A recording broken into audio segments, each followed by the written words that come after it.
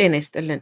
በዚህ ዜናችን የድርጅታቸውን ተሽከርካሪ በመስረቅና በመበተን ወንጀል የፈጸሙ 7 ተጠርጣሪዎች በቁጥጥር ስር ስለመዋላቸው፣ የሞሮኮ ፓርላማ የሼህ መሐመድ አላሙዲንን ንብረት ለመውረስ ስላቀረበው እቅድ፣ በማህበራዊ ሚዲያ እወዳለሁ በማለት 500 ሺህ ብር ያታለለችው ግለሰብ ታሪክ፣ የአሜሪካን ዜግነት ማመልከቻ ክፍያ እስከ 80 በመቶ ሊጨምር ስለመሆኑ፣ በሆርሙዝ ባህረ ሰላጤ የታገቱት 11 ሺህ መርከቦችን እየወጡ ስለመሆናቸውና ሌሎችንም ልንነግራችሁ ነው።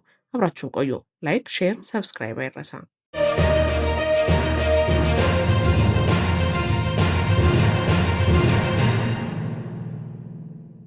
ከሚሰራበት ድርጅት ውስጥ ተሽከርካሪ በመሰወርና አካሉ እንዲበተን ያደረገ ግለሰብ ከ6 ግብረ አበሮቹ ጋር በቁጥጥር ስር ዋለ።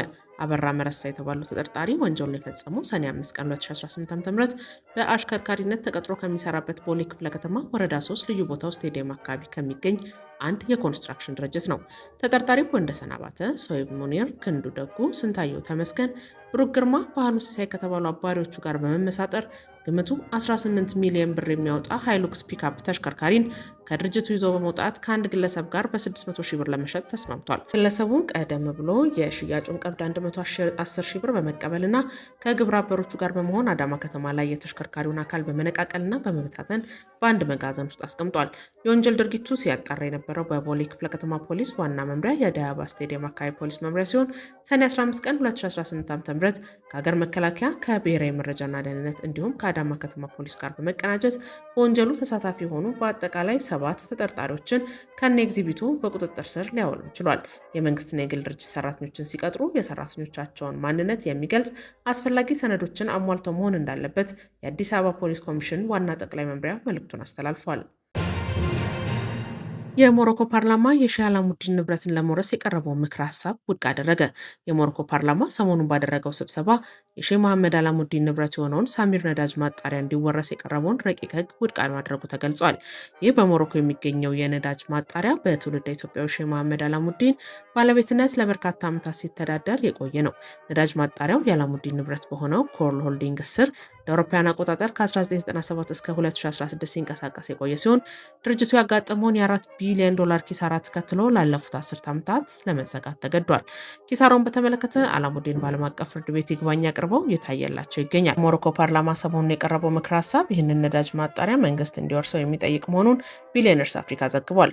ሀሳቡን ያቀረቡት የፓርላማ አባላት ሀገሪቱ በየወሩ 3 ቢሊዮን ድርሃም ወይም 300 ሚሊዮን ዶላር ለነዳጅ ድጎማ እያደረገች መሆኑን ገልጸው ነዳጅ ማጣሪያው ቢወረስና ስራ እንዲጀምር ቢደረግ የመንግስትን ጫና እንደሚያቃልል ገልጸው ተከራክረዋል።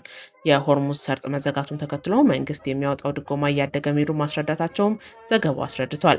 ሀሳቡን ተቃውሞት የፓርላማ አባላት ደግሞ ጉዳዩ በዓለም አቀፍ የግልግል ዳኝነት የተያዘ በመሆኑ አደጋ እንደሚያስከትል በመግለጽ የተሟገቱ ሲሆን ይህን ተከትሎ ሀሳቡ ውድቅ ሆኗል። እወድሃለሁ በማለት ከባሏ ጋር ተባብራ በማህበራዊ ሚዲያ ላይ 500 ሺህ ብር ያታለለችው ግለሰብ ከነ ተባባሪዎቿ በእስራት ተቀጣች።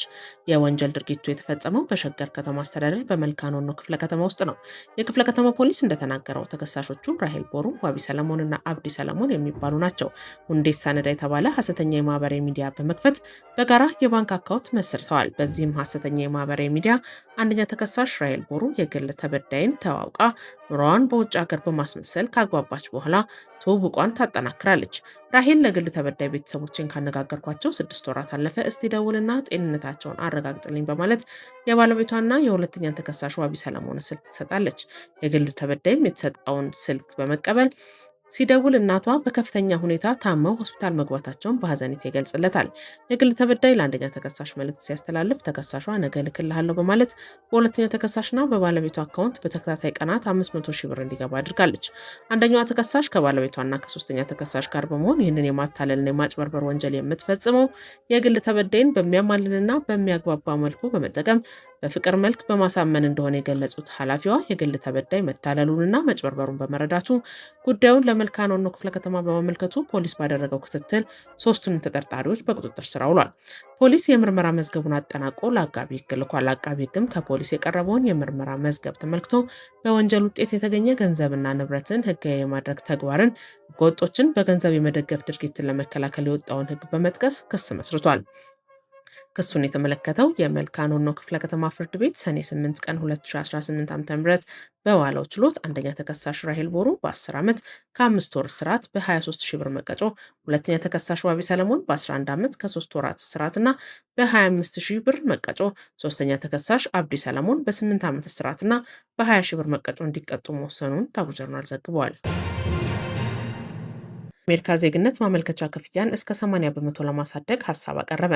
አዲሱ የዶናልድ ትራምፕ አስተዳደር እቅድ የአሜሪካ ነዋሪነት ፍቃድ ወይም ግሪን ካርድ ላላቸው በሚሊዮን ለሚቆጠሩ ዜጎች የአሜሪካ ዜግነት ማመልከቻ ክፍያን እስከ 80 በመቶ ለማሳደግ ሀሳብ አቅርቧል። በዚህ ሳምንት በፌዴራል ሬጅስተር የታተመው ይህ እቅድ እንደሚያመለክተው በወረቀት ለሚቀርብ የዜጎች ማመልከቻ ከዚህ ቀደም ይከፈል የነበረው $760 ወደ $1330 ወይም የ75 በመቶ ጭማሪ ከፍ ብሏል። እንዲሁም በኦንላይን ወይም በኢንተርኔት ለሚሟሉ አመልካቾች ደግሞ ከ$710 ወደ $1280 በማደግ በ80 በመቶ ጭማሪን ያሳያል ተብሏል። ተጨማሪም ማመልከቻ ውድቅ የተደረገባቸው ሰዎች ይግባኝ የሚሉት በወረቀት ሲሆን $1475 ወይም ከ$830 ያደገ፣ በኦንላይን ደግሞ $1425 እንዲከፍሉ የሚያስገድድ ነው። የፌዴራል ባለስልጣን ይህ የክፍያ ጭማሪ አንዳንድ ሰዎች ከማመልከት ሊያቀባቸው እንደሚችል ቢያምኑም ፕሬዚዳንት ዶናልድ ትራምፕ የያዙትን ጥብቅ የጀርባ ታሪክ ማጣሪያ ወጪዎችን ለመሸፈን አስፈላጊ መሆኑን ገልጸዋል። የሀገር ውስጥ ደህንነት መምሪያ በሰጠው መግለጫ የጭማሪ ዜጋ መሆን ያለውን ከፍተኛ ዋጋና ጥቅም የሚያንጸባርቅ መሆኑን ጠቅሶ ከዚህ ቀደም የዜግነት ማመልከቻን ለማበረታታት ይደረጉ የነበሩ ክፍያ ቅናሾች አሁን ላይ ሊቀጥሉ እንደማይችሉ አስታውቋል።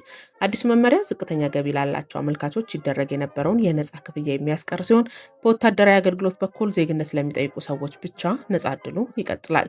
ይህ እቅድ ሙሉ በሙሉ ተግባራዊ ከሆነ ዜግነት ለማግኘት በሚጠብቁ ሰዎች ላይ በየዓመቱ ከ430 ሚሊዮን ዶላር በላይ ተጨማሪ ወጪ ያስከትላል ተብሏል። በመመሪያው መረጃ መሰረት በየዓመቱ ወደ 1 ሚሊዮን የሚጠጉ ሰዎች የአሜሪካ ዜግነትን ለማግኘት ያመለክታሉ።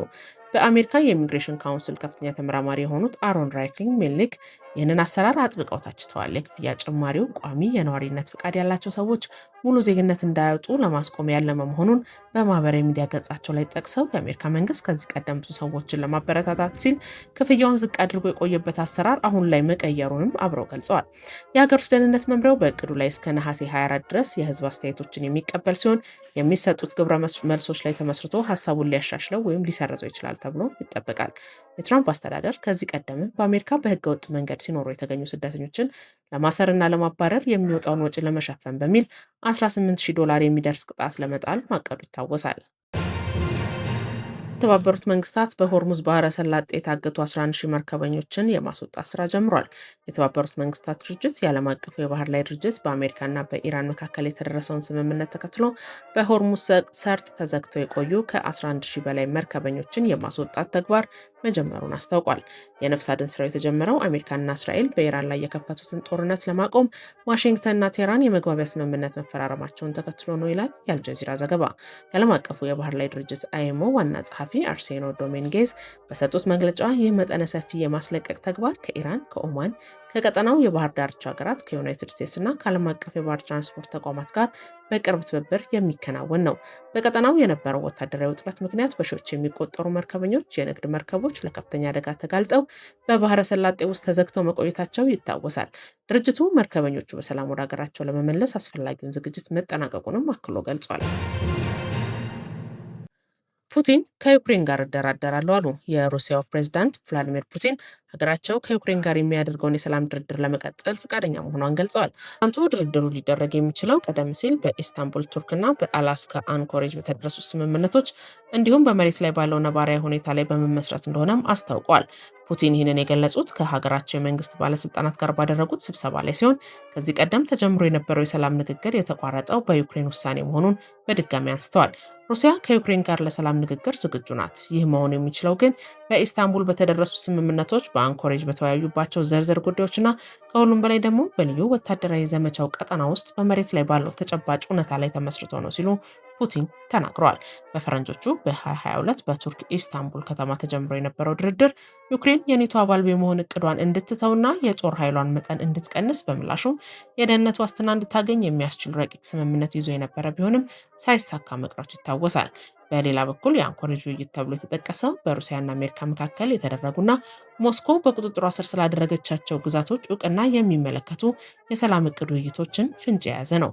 ሆኖም የዩክሬን ወገን እስካሁን ባለው አቋም ማንኛውም የግዛት ስምምነት ውድቅ ያደረገ ሲሆን የሰላም ውይይቱ የሀገሪቱን የግዛት አንድነት በጠበቀና የሩሲያ ጦር ሙሉ በሙሉ በወጣበት ሁኔታ ላይ ብቻ መመስረት እንዳለበት ማሳወቁን ለድርድሩ እንቅፋት ነው ስለመባሉ የቱርኩ የዜና ወኪል አናዶሉ ዘግቧል። ዜናዎቻችን አበቁ። ላይክ፣ ሼር እና ሰብስክራይብ አይረሳ። መልካም ጊዜ